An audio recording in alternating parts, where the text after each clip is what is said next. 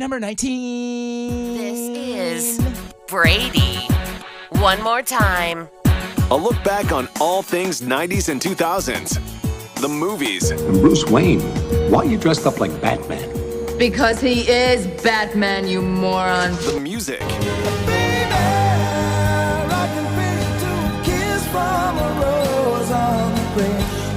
The awkwardness. Does anybody else feel like a fried egg? I'll have a bit more, thank you. Here's your host, Brady Broski. Welcome. This is it. I am the Brady, part of the Brady One More Time podcast. And joining me, as always, the Kickball King. What up? A man who was seconds away from winning thousands of dollars last night, but Houston ruined that for you. Oh, I'm sorry. I mean, I was due. I had so much luck to this point, it all had to come crashing down. I was rooting for you, bud. Thanks, man. It was almost a double dribble, which I don't know if that would have helped, but the whole thing was just, it was a disaster. I will say, yeah, it was a disaster, but it was also heads up of him, and I know we're getting already off topic. It was also pretty heads up of him to not touch the ball after he did that, because he knew, he's like, if I touch this ball, the game's over. So he just tried to block out Florida dudes, hoping one of his teammates would just run over and chuck it up, and it didn't happen. It's also just chuck the ball up and see what happens. Right. Give yourself a chance. Yeah. Watching that play, it made me feel like he was hoping that nobody was watching him. It was like, nobody saw it, right? Nobody saw that, but unfortunately. I think about 30 million. Yeah. There was a lot of people watching and judging. Dangerous Dan Ginsburg What is up? here. It's kickball opening night tonight. Oh. Of course, it snowed yesterday. It's 30 degrees out. But Great conditions. Yeah. We're ready. Oh my goodness! What's the season outlook? What do you guys projected? What's the Well, what's we it are the looking like? defending champs from last fall. Kiki Minaj. Yeah, Okay. Kiki Minaj is coming in as defending champs, Yeah. but we've got some challenges out there. So. Okay. All right. The Democratic Republic of Kickball always gives us a run for our money.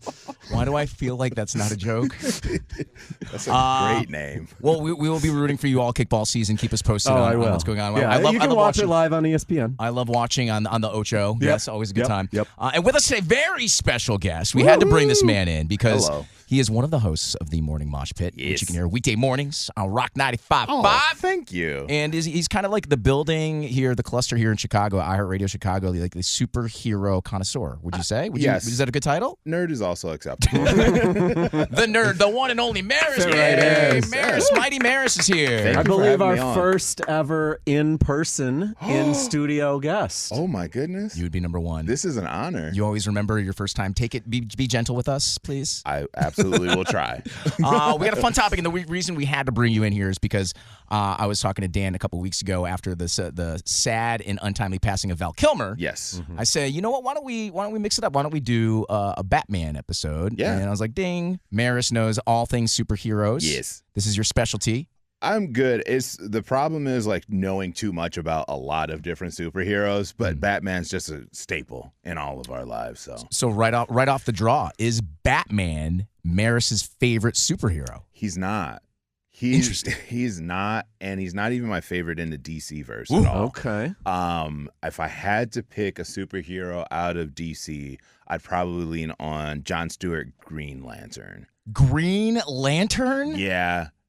I did not expect that. That is to me, that's as a novelist when it comes to superheroes, that seems very obscure. It is. It's absolutely obscure, but it's one of those things where when you spend a lot of time just in superhero world, you start to gravitate to not so popular ones. I always will appreciate Batman and all of his chaos, but it's Green Lantern is just it's just a different vibe. Okay. Yeah. I'm going to look at some of his best stuff up. Yes. So for the purpose of this podcast, we're kind of educating people about things, or cool. we're focused on the 90s and 2000s. Very nostalgic here. Love that time. It was a great time. You're younger than us, but around the age. I'm not that much younger. What year were you born? 86. Oh yeah, you're younger. By a lot? By 6 years for me. 4 for me. Okay. But you're the youngest in the room. Yeah, it's not bad. Okay, we're going to take that as a compliment that you think we look young. Yes. We're all young at heart. So as Batman is described, he is a figure blurred by the endless reinvention that is modern mass culture. He is at once an icon and a commodity, the perfect cultural artifact for the 21st century. Is that a good description? It's one of those things where Batman as Bruce Wayne is who everybody strives to be.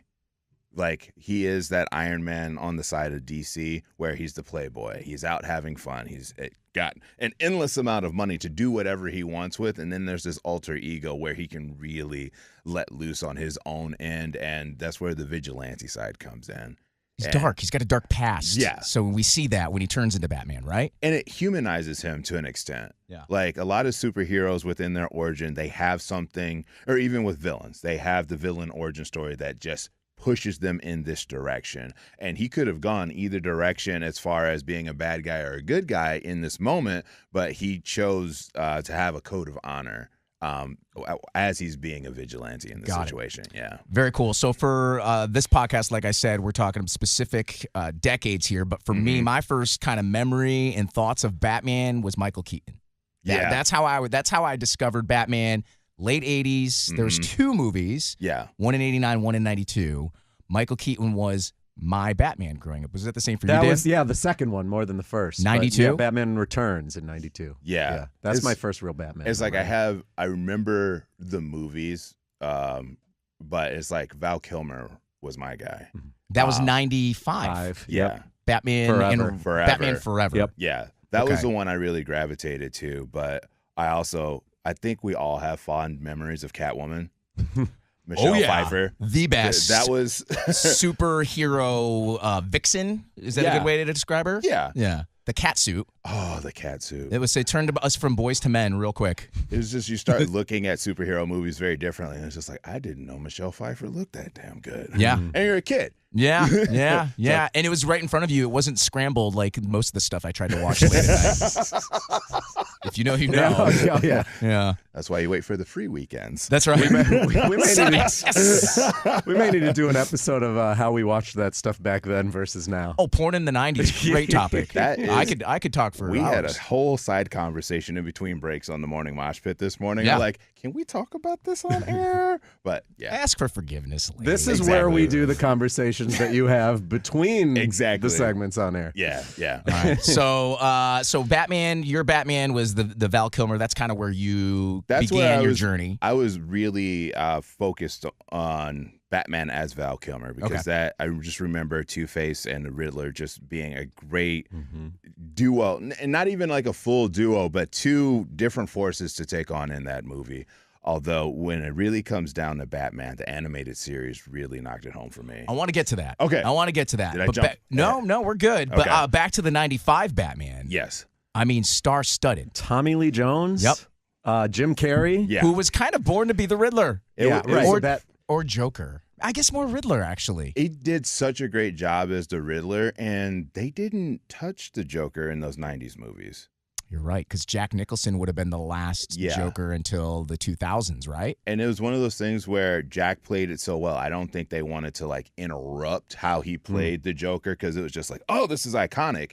And everybody who did come in and touch a villain during those 90s movies really did step in and make it their own. Yeah. It was very memorable for good and bad reasons in some, but yeah, they definitely stepped in. So Batman Forever, who else is in this? We have obviously Chris O'Donnell play the role of Robin. And then was that the one with Nicole Kidman, I believe? Yeah. Nicole Kidman was in Batman Forever as well. Oh, I forgot about that. Yeah. Yeah. Drew Barrymore as well. I mean, that's star-studded. If you were a celebrity actor in the 90s, you were in a Batman movie. Seriously. So this 95 one was definitely star-studded. And it just speaks to like the casting that they did and how serious they took putting together these Batman movies. So 95, huge success, obviously. I think it had been years, and it's a new Batman. It's a new chapter in the story in his series. I don't remember or recall if it was critically acclaimed or not.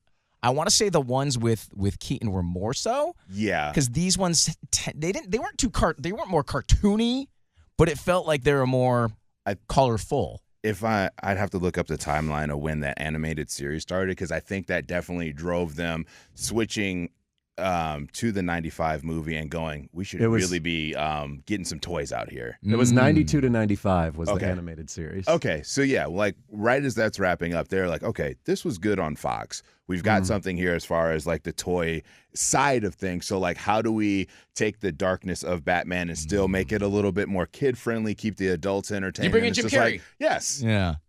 You're right, Brady, though. It was panned critically. Batman Forever.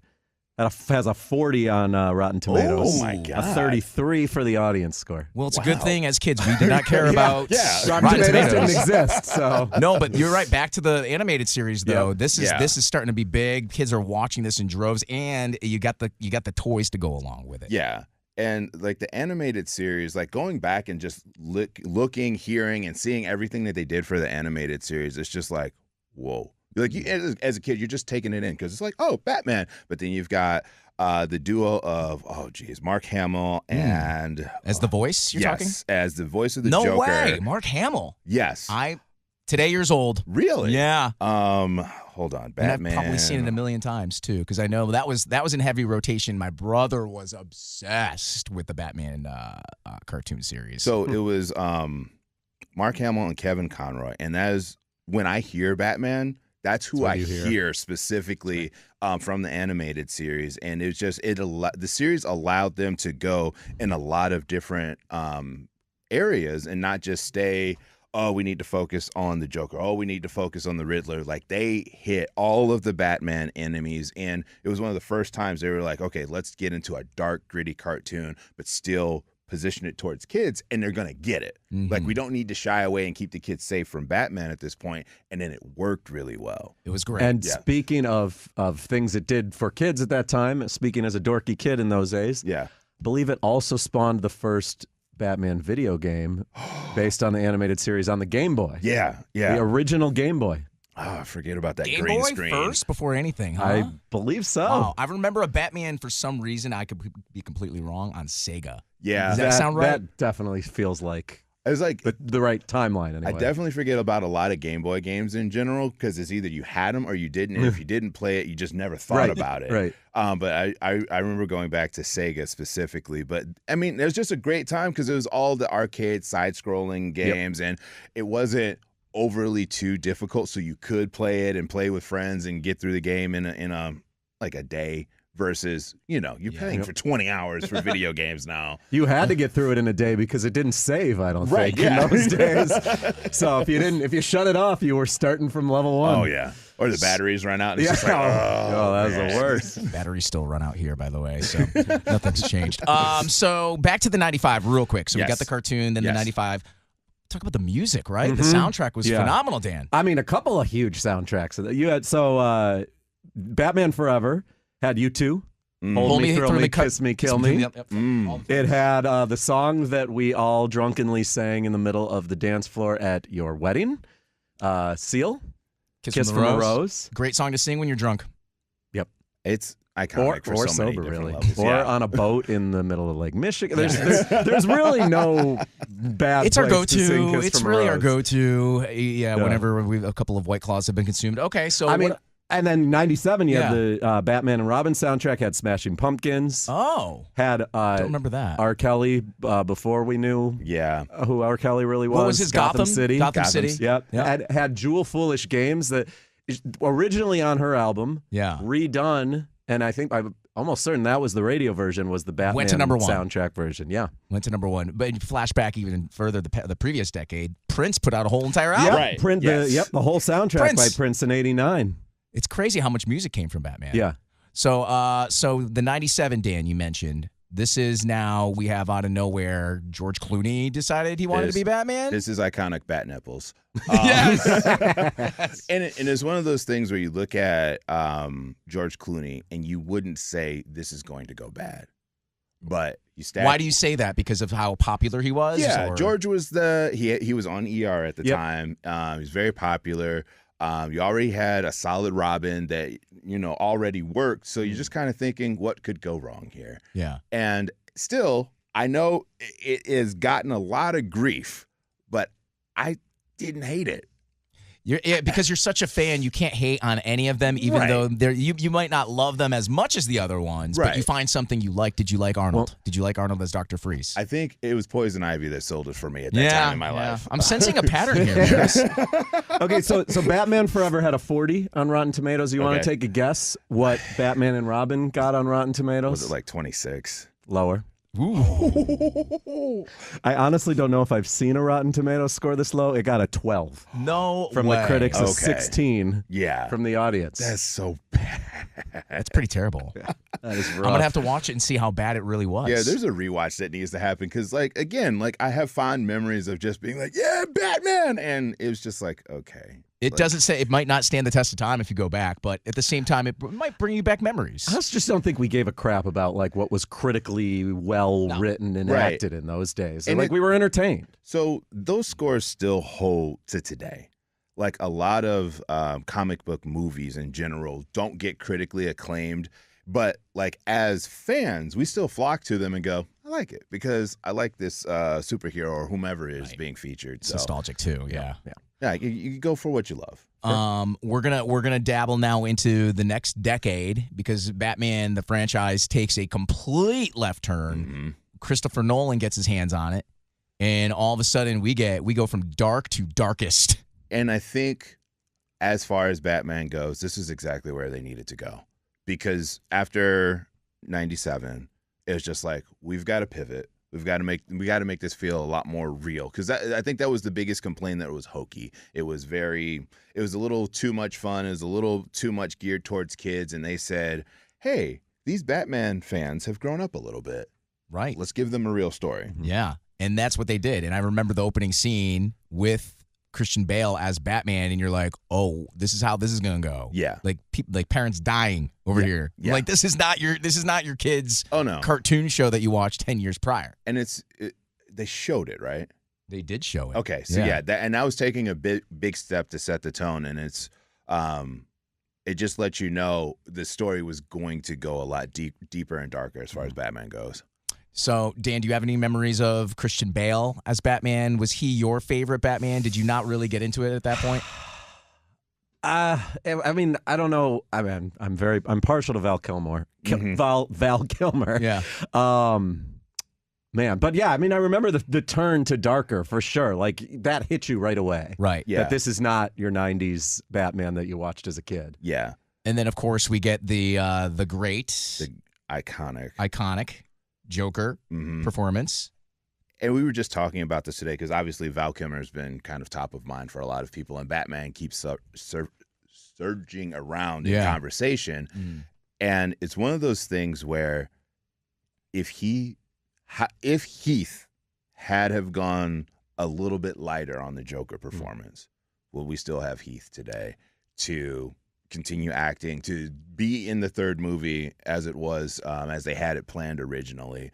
But then you look at the performance and go, I don't know how you step into that space to be that for the months of filming and then to give us that great performance, but finding out how hard it was to step out of it and whatever else might have been going on with Heath at that time.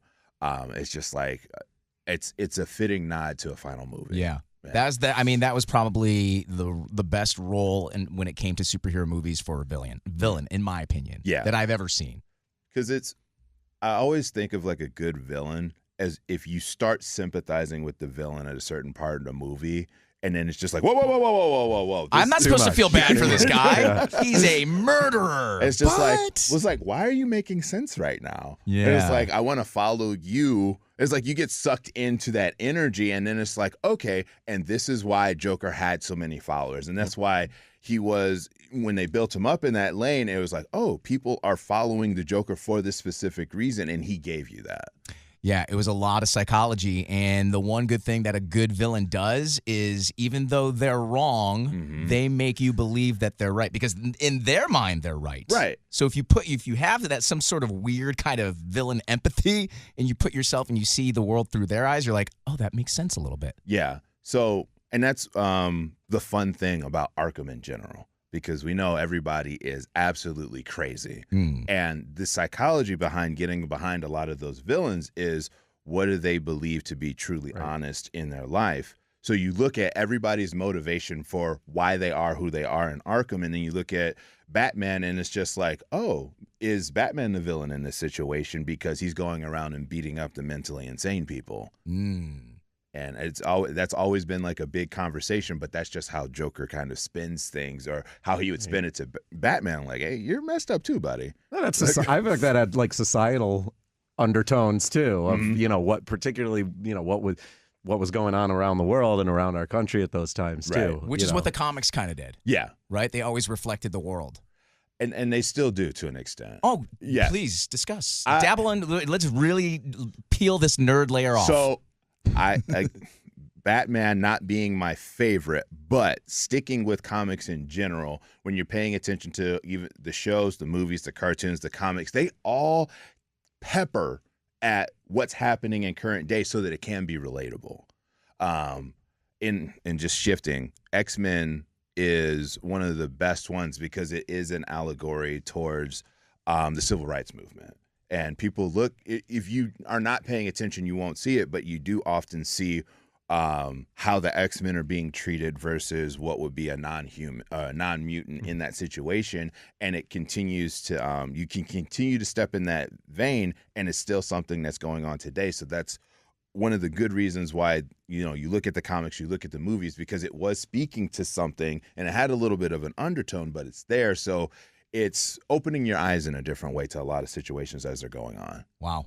I did not know how deep comic books could be. Yes. Marris, thank you for the insights. I try sometimes. How many comic books do you own? Is there, do we go to your mom's basement from when you grew up and there's boxes and boxes, or do you let them go? I have started collecting more as an adult. Uh-huh. You have that adult money, and it's just like, let me go back and start getting some of the comics. Hell yeah. Specifically, if I may recommend a Batman comic, The Killing Joke. Huh. Extremely dark. Joker kidnaps the Bat family. Okay. And hoping I'm going to remember this correctly, he basically sits them all down at a table and tortures Batman as he's torturing the rest of the family. And there's a specific part within the comic where Joker actually peels his face off to show how crazy he is in the middle of all of this. And now I got to go reread. Wow. now, when you collect these, are you a collector are you reading them, or are you like making sure they're covered in plastic and perfectly preserved? They're like, I have my pop collection, my vinyl Funko Pops, and I haven't figured out what to do with them yet. So they stay in the little boxes until I find out if there's going to be value or not. There are specific comics that I'll try to keep in really good condition just so that they can have some resale value later, but I am reading. Okay. I'm going to try and get through them. While we have you here, because you're the expert on all this stuff, do you go to Comic-Cons? I'm going to see 2E2 this weekend. It's this weekend, okay. Yes, it is this weekend. And you probably go every year. I have been going for the last 4 years. It was something that after the pandemic, I really said I want to go out and see more things and get out and do more stuff. And then it was just like, I've never been. So each year I've kind of learned how to navigate because it's overwhelming. There's a little bit of everything at C2E2. You have everybody that's dressed up, and I feel bad about not dressing up, but that takes time. And there's a lot of great people who design their outfits. You don't want to half-ass it? Is that what you're saying? I don't want to half-ass it. I'd rather just show up and show appreciation. What percent of people do you think aren't dressed up? Aren't dressed up? I'd say it's probably about a 50-50 split. Okay. Because they do have the costume contest that they have. They have panels on how to build your costumes, and there's just a whole community that gets built out of that while you're at C2E2. You have a lot of the comic book writers that are on site. You have a lot of the artists who are drawing for the comics that are there. Kevin Eastman from the Ninja Turtles was on site a few years ago, which is really what forced me into, as I'm a big Ninja Turtle head. Who else was there? Oh, this year they have a Lord of the Rings reunion happening. Wow. John Boyega is going to be there from Star Wars, speaking about Star Wars specifically. Wow. The Breakfast Club is reuniting at C2E2 this year. It's just like every little fandom, every little verse, they have it well represented there, and it's just fun to just be in the same room with like-minded people. I love it. Yeah, I do a pilgrimage to WrestleMania every year, and it's the same kind of thing. It's just people just like suspending reality for a couple of days and just being nerds together. Not a good time to be on dating apps. Maybe. Actually, you might find there's I was going to say. Wait. Some of these women, I will say, that do cosplay, like, they get paid good money. Yes. They get paid good money. They do. On their OnlyFans. There's some of the best social influencers around. And it's one of those things where, like, if you see a beautiful woman at a Comic-Con, an event like that, or WrestleMania, the ratio's off. Right. So, like, if there's one of them, there's probably like 50 guys all around being like, I'm going to holler at her. And it's just like, nah, not this weekend. It's like when you go out with your boys and the one friend is like, I think the bartender likes me. I think she likes me. She gave me extra whiskey. Yeah. Yeah. Sure, she's sitting on you. Yeah, it's the Hooters effect. Exactly. Dude, I love it, man. We could talk more, but I really appreciate you coming on, hopping on, talking, sharing your expertise. And it was very educational. I learned a lot. About Batman. We didn't do unpopular opinion, but I'm going to do it. Oh, there we go. Oh, go for it. Gotta have one. Unpopular opinion. Oh, boy. Oh, this is going to be deep. Alicia Silverstone. My favorite of all. My favorite of all the females from Batman. That's an unpopular opinion right there. I mean, I don't think childhood Dan could possibly disagree with you on that. Are we talking about across all the Bat-verses? All the Bat-verses. You're just going to forget about Halle Berry like that? Yeah, that's why I said unpopular. I'm the unpopular guy. And then there was Anne Hathaway as Catwoman later in life. I'm sticking with it. I'm sticking with it. Right. I'm going because of the Aerosmith video. Yeah, I was going to say, ever since that video. Yeah. Teenage years. I love it. Awesome. Well, Marris, thank you so much. It was a great time hanging out. Dan, as always. Love to see you. Next time, we're going to have to do, should we do fashion? Oh, yeah. Yeah, let's do I'm fashion. ready. Next week we'll be talking fashion. Do all the things you can do to podcast. Follow, what can you do? Share, like, subscribe. All that, yeah. Buy a megaphone at the store. Go to a crowded street. Shout us out. All of it. I love it. It's the Brady One More Time podcast. We'll talk to you next time. Later.